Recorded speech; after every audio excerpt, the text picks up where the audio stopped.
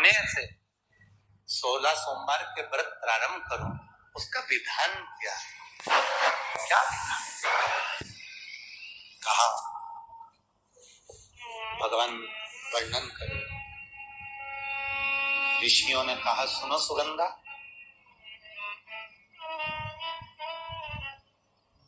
ये 16 सोमवार का व्रत कोई साधारण नहीं है।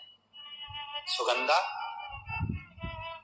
और सुनो सुगंधा, उत्तम वर, उत्तम घर, व्यापार, व्यवसाय, नौकरी, पद, प्रतिष्ठा,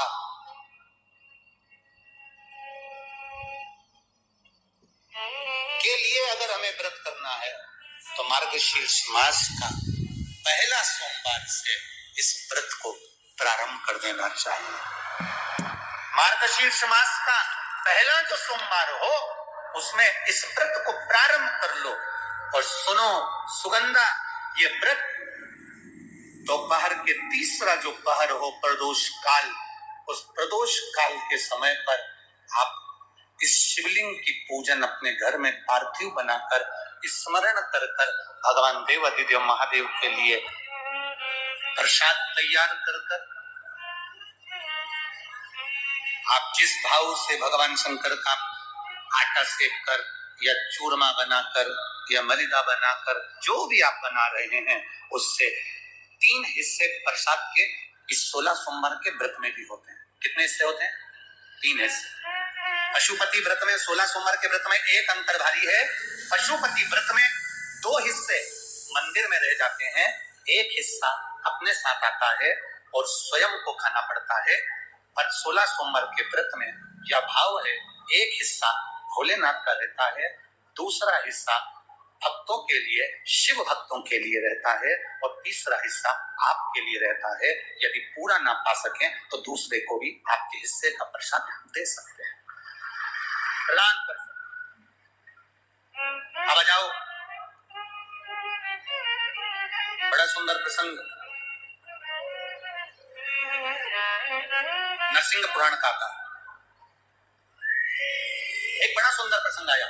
16 सोमवार के प्रसाद को कई माताएं जब 16 सोमवार का उद्यापन करती हैं, 16 जोड़े आमंत्रित करती हैं और 16 जोड़ों को घर में बुलाकर जब भोजन कराती हैं, तो वो 16 जोड़े जो भोजन करने वाले होते हैं, या 16 सोमवार के उद्यापन, हम तो आपसे यहाँ तक कहेंगे कि 16 सोमवार का उद्यापन अगर किसी के यहाँ मोहल्ले में, कॉलोनी में, घर में किसी के यहाँ हो रहा हो तो उसके यहाँ आप भोजन भंडारा खाने के लिए जाओ चाहे मत जाओ, पर 16 सोमवार का अगर प्रसाद का उद्यापन का अगर प्रसाद मिल जाए तो दोनों हथेलियां फैलाकर श्री शिवाय नमस्तुभ्यम कहकर, ओम नमः शिवाय बोलकर, नमः शिवाय बोलकर, अपनी कामना कर कर किसी के अगर उद्यापन हुआ हो, दोनों हथेलियां फैलाकर उससे थोड़ा सा प्रसाद मांगकर उसी के दरवाजे पर खाकर आ जाइए, आपकी जिंदगी को सुख का अनुभव हो जाए। तो कोई पूछे ये कथा कहां से ली, तो आप बता देना नरसिंह पुराण में ये वर्णन आता है। कौन से पुराण में है? नरसिंह पुराण में वर्णन आया कि एक बहुरोमा नाम का एक दैत्य था, एक असुर बहुरोमा।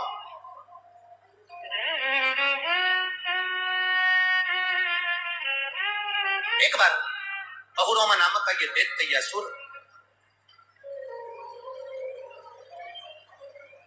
मार्ग से निकल कर जा रहा था और किसी एक ऋषिवर ने, एक गुरु ने, एक संत ने उस बहुरोमा दैत्य को देखा। नरसिंह पुराण का चरित्र। कोई आपसे पूछे कि 16 सोमवार के व्रत का प्रसाद का महत्व क्या है, क्या महत्व? बहुत ध्यान देना, यहाँ पे माताएं पशुपति व्रत करती हैं। पशुपति व्रत अगर आप लोग करते हैं तो उसके 2 हिस्से मंदिर में छुपते हैं प्रसाद के। बोलो रीजी जी, सही है। मंदिर में आप जो प्रसाद के 2 हिस्से छोड़कर आती हो, बहुत सारी माताएं व्रत करती है और वहां प्रसाद के हिस्से रखे रहते हैं। मंदिर का पुजारी हो, मंदिर के पंडित जी हो, या मंदिर की कोई नारी, कोई पुरुष, कोई बच्चा, कोई बड़ा, उस प्रसाद को एकत्रित कर लेता है और उस प्रसाद को जो भक्त लोग दर्शन करने आते हैं, जिनका पशुपति व्रत नहीं रहता, या जो दर्शन करने आए, या गांव के बच्चे हो, नगर के बच्चे हो, कॉलोनी के बच्चे हो, उनको वो प्रसाद जो वितरण किया जाता है, शिव महापुराण की कथा कहती है, हजारों अश्वमेध यज्ञ का जो फल प्राप्त होता है वो मात्र वो प्रसाद के वितरण से, उसके पाने से प्राप्त होता है। कितीही परफेक्ट परफेक्ट असली तरी केसांशिवाय लुक हा इनकम्प्लीटच असतो. सगळं ट्राय केलं तेव्हा कळलं की हेअर फॉल तर इंटरनल आहे. ट्राय आतून फल के बराबर वो पुण्यता पशुपति नाथ के व्रत को वितरण करने की, उसको पाने की।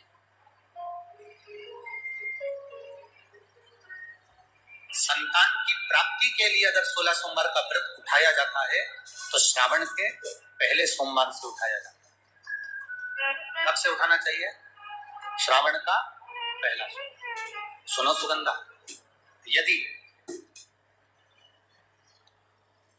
कोई विशेष बीमारी हो गई, बहुत रोग हो गया, तकलीफों में जिंदगी चल रही, बहुत कष्टप्रद जीवन चल रहा, तो बैसाख के महीने के पहले सोमवार से 16 सोमवार का व्रत उठाना चाहिए।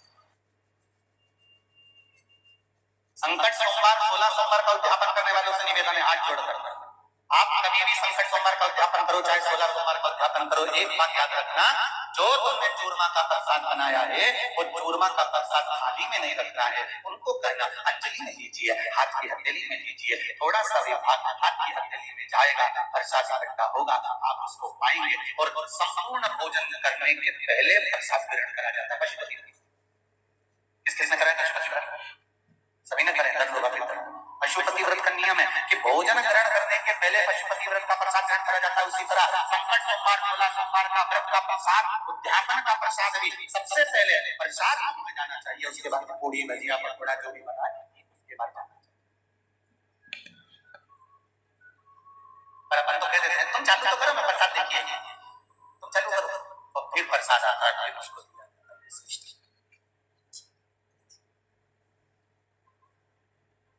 पुनर्जन्म।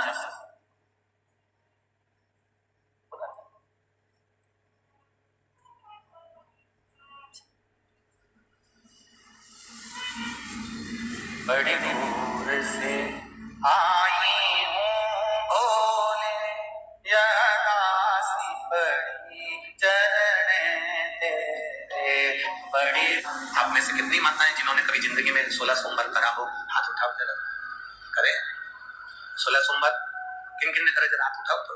हाँ ठीक है, ठीक है, ठीक है। और जितने लोग आस्था चैनल पर सुन रहे हैं, जितने लोग फेसबुक यूट्यूब पर कथा सुन रहे हैं, जितने लोग इस पवित्र भूमि पर छिंदवाड़ा की पावन शिव महापुराण की कथा श्रवण कर रहे हैं, हम आपसे पूछना चाहें, आपने 16 सोमवार का व्रत करा, 16 सोमवार का उद्यापन करा, 16 सोमवार का नियम लिया, 16 सोमवार की पोथी पढ़ी, 16 सोमवार की कथा पढ़ी, 16 सोमवार पे चूरमा बनाया, किसी ने 3-3 माह व्रत करा, किसी ने बेलपत्री का करा, किसी ने चूरमे का करा, किसी ने मिश्री का करा, बोलो सही है, करा लो। पर जितने लोग आस्था चैनल पर कथा सुन रहे हैं और जितने लोग इस फेसबुक यूट्यूब पर कथा सुन रहे हैं, जितने छिंदवाड़ा की पवित्र भूमि पर कथा सुन रहे हैं, हम इनसे पूछना चाहते हैं,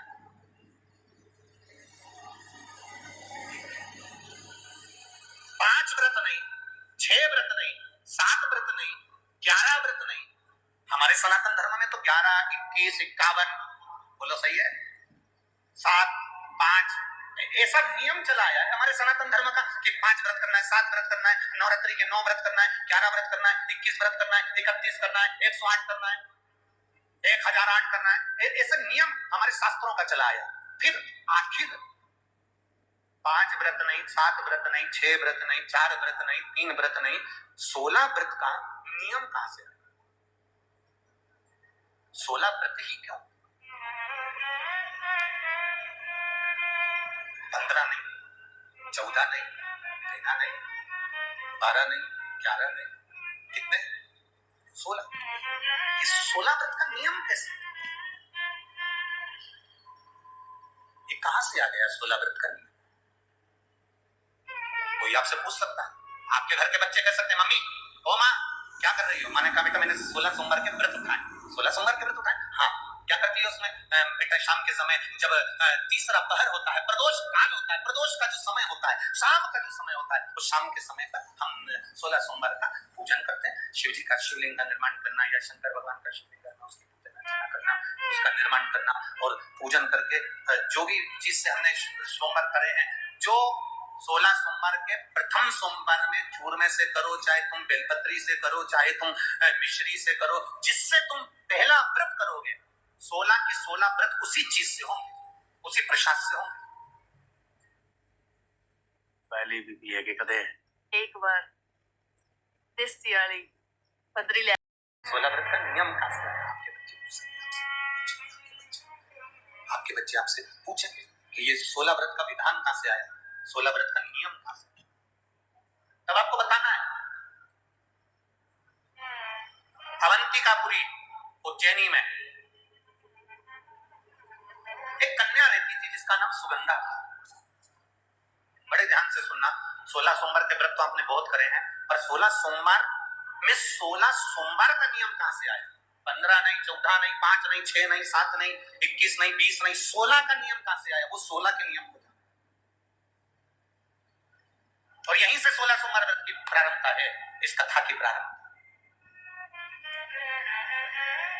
और जिन जिनको स्मरण में ना हो, मेरी माताओं से निवेदन है, जिनको नहीं मालूम है कि 16 सोमवार के 16 व्रत का विधान कहां से आया, उनको आप सुना सकते हो, आप उनको बता सकते हो।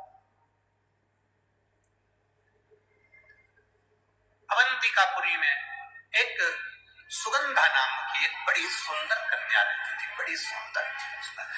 उसके चेहरे पर बड़ा आकर्षण था, उसके चेहरे पर बड़ी चमक थी, उसके चेहरे पर बड़ी रौनक थी, बड़ी। अब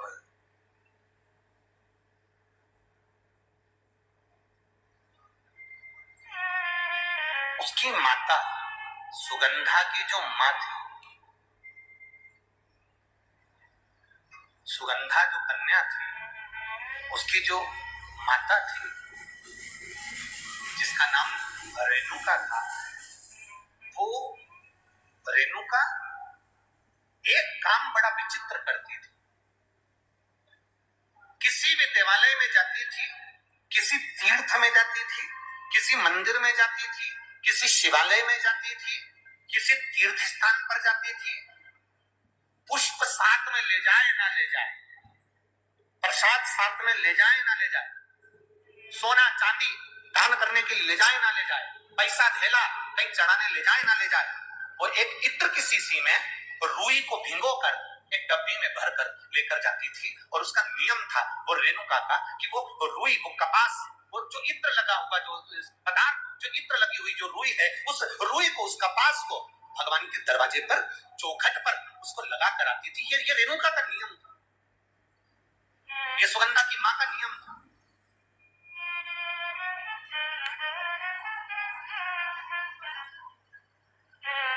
एक नियम हमारी जिंदगी में हम जो लेते हैं, वो नियम हमारे लिए सिद्धता देता है। आप में से कई माताएं ऐसी बैठी होंगी जिन्होंने नियम लिया होगा कि मैं शिव जी के मंदिर में जब भी जाऊंगी, मैं देवाधिदेव महादेव के मंदिर में जब भी जाऊंगी, मैं शंकर भगवान के मंदिर में जब भी पहुंचूंगी तो वहां झाड़ू लगा दूंगी, वहां पोछा लगा। बैठी है ऐसी माताएं यहाँ पर जो मंदिर में जाकर कभी झाड़ू पोछा लगा देती है।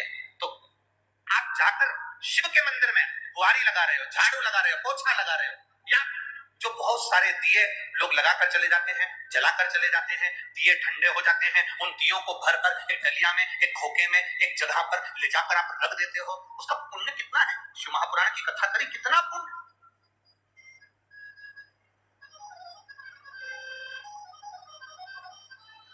गुरु नानक देव जी ने तो अपने शिष्य वाले से कहा था, गुरु नानक देव जी अपने शिष्य से कहते हैं, संत शिरोमणि में भी शिरोमणि परम पूज्य गुरु नानक देव जी अपने शिष्य वाले से कहते हैं, वाले सुन, भंडारा करने वाला भंडारा करे, लंगर करने वाला लंगर करे, चखने वाला चखे, करने वाला करे। अगर भूलवश भी वाले, अगर कोई भूलवश भी उस लंगर के स्थान पर से मात्र एक गीला कपड़ा कर, एक पोछा कर, एक बुआरी सवार नहीं कर, अगर निकल भी जाता है तो वो अपनी जिंदगी के कई दुगुनों को समाप्त कर जाता है। गुरु नानक देव जी कह रहे हैं पाले से।